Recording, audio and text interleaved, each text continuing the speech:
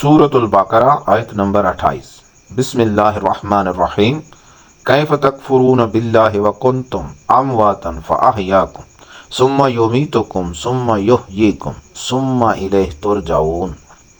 ترجمہ: تم کس طرح اللہ کا انکار کرتے ہو حالانکہ تم مردہ تھے، اس نے تم کو زندہ کیا، پھر وہ تم پر موت طاری کرے گا، پھر تم کو زندہ کرے گا، پھر اس کی طرف تم لوٹائے جاؤ گے۔ حیات اور موت کا معنی۔ علامہ راغب اصفہانی رحمۃ اللہ علیہ لکھتے ہیں، حیات کے متعدد معنی ہیں۔ نباتات میں جو نشو و نما کی قوت ہے اس کو حیات کہتے ہیں۔ قرآن مجید میں ہے ان اللہ یحیی الارض بعد موتها۔ ترجمہ: بے شک اللہ ہی زمین کے مردہ ہونے کے بعد اس کو زندہ فرماتا ہے۔ حیوانات میں جو احساس اور حرکت بالا ارادہ کی قوت ہے اس کو حیات کہتے ہیں۔ قرآن مجید میں ہے وَمَا يَسْتَوِي الْأَحْيَاءُ وَلَا الْأَمْوَاتُ۔ ترجمہ: اور زندہ اور مردہ برابر نہیں ہو سکتے۔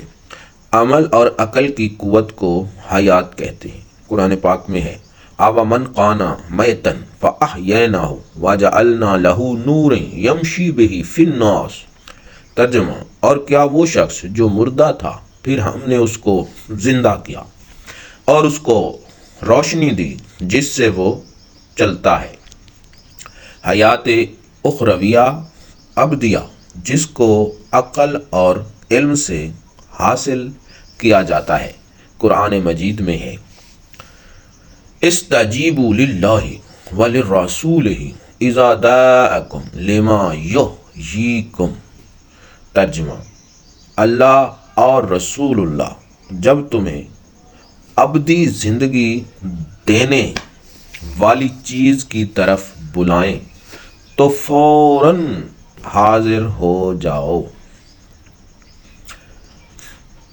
جس حیات کے ساتھ اللہ تعالیٰ متصف ہے اور اللہ تعالیٰ کے حی ہونے کا معنی یہ ہے کہ اس کے لیے موت ممکن نہیں ہے اور وہ عالم اور قادر ہے۔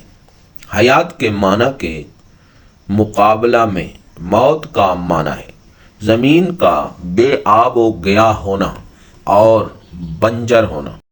زمین کی موت ہے حس اور حرکت ارادیہ کی قوت کا ختم ہونا۔ جانداروں اور حیوانوں کی موت ہے عمل اور عقل کی قوت کا ختم ہو جانا۔ انسانوں کی موت ہے وما توفیقی الا باللہ۔